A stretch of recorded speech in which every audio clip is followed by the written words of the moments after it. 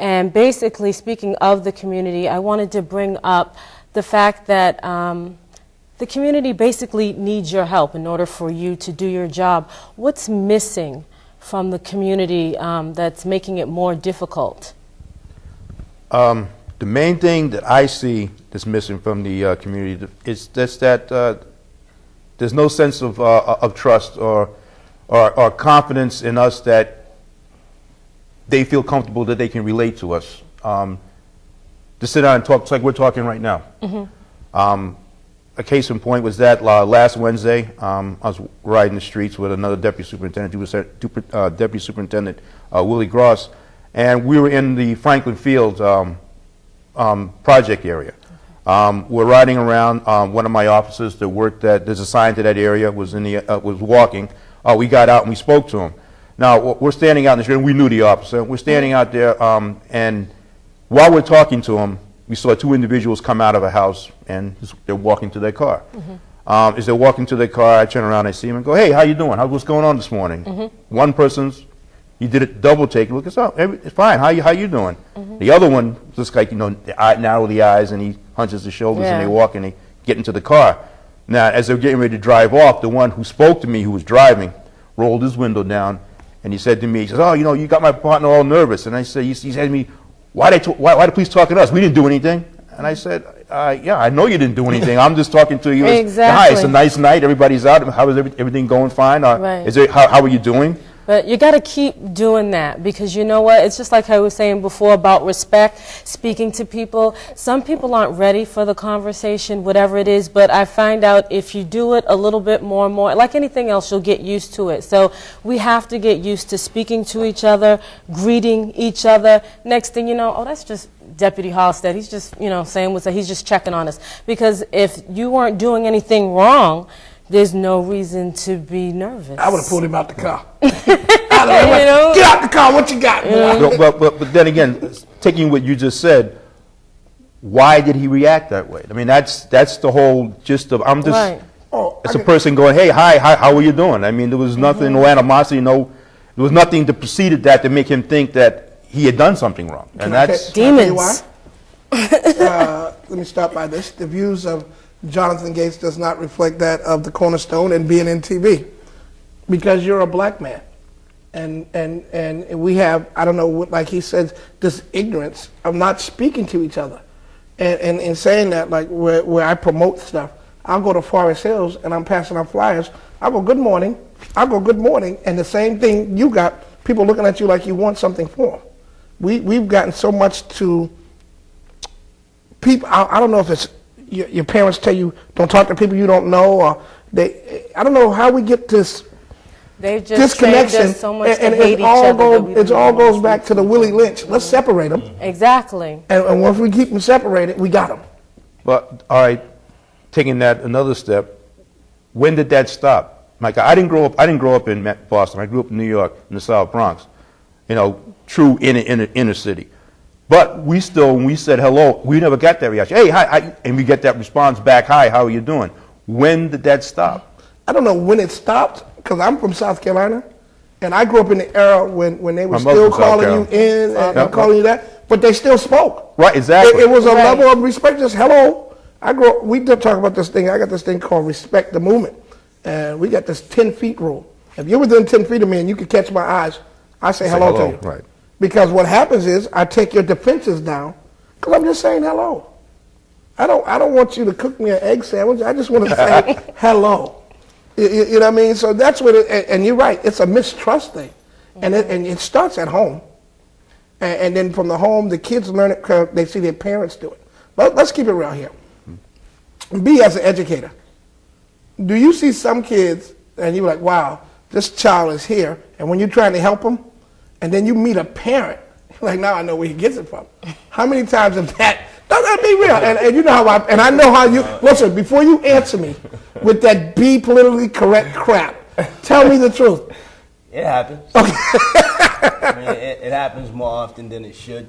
But you do recognize that a lot of the problems do start at home. And as adults, we will always want to try to present like everything is good with us. Well, some of us we're not good as parents. You know, we might be great friends, we might be great something else, but sometimes as parents, and we're just not doing a good job of it. And it's what you accept from your kids that become a problem over time. If you are not checking your child when they're 5, 6, 7, 8, 9, 10, especially boys, by the time they get to be 14 or 15, you're not going to be able to control anything that they're doing or not doing. You know, they're not going to take out the trash. I'm going to take out the trash now when I didn't take out the trash at 8. Exactly. And You know, and I'm 15. Are you going to make me go to school? I ain't going nowhere. And that's exactly, and then what it becomes is like, okay, well, if I'm on the couch high, if I'm on the couch drunk, I don't really care what you're doing. And there's a lot of our kids that are growing up that way. So when they come outside, they're angry. They are angry about everything underneath the sun. So when you see these kids walking around here toting pistols and everything like that, if you look to the crib, most of the time, the crib is jacked up. And they're running around here angry at themselves. They hate their own experience. They hate anybody that represents their experience.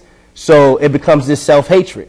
So it's almost like I'm going to get rid of and eliminate anything that kind of reminds me of my miserable life. So now let me, on holding that, Deputy, now does this become an obstacle for you and your officers in the streets when you try to talk to the children and you hearing what B. Stiles just said, what he's dealing with?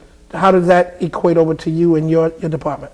Well, it makes it incredibly difficult to do it because they don't have the concept of how to relate to somebody at all.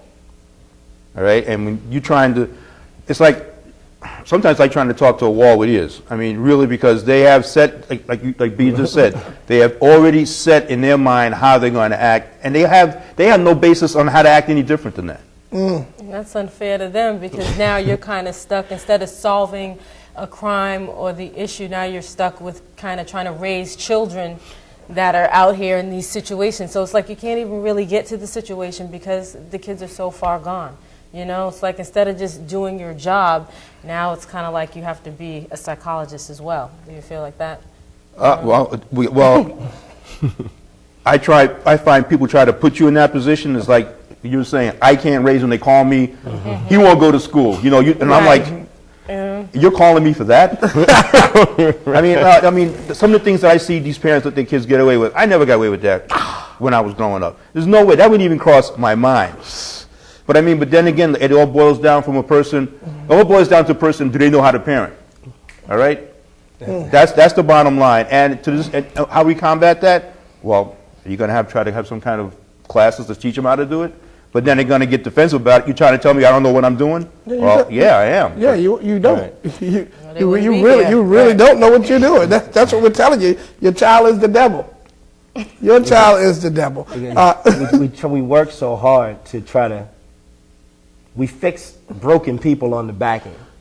You know what I mean? Once they become grown-ups and they see the error of their ways and everything like that. But it's easier to build strong children than it is to repair broken men. I mean, Frederick Douglass said that a long time ago, and it's a fact. Say it again. He said it is easier to build strong children than it is to repair broken men. I like that. It is, because it's easier to raise kids up the right way so that they become good, productive citizens than it is to try to teach them after they've learned all the wrong things. Now you're trying to inject them with all the right things, and it's harder to do once they get set in their way. Oh, interesting. We've touched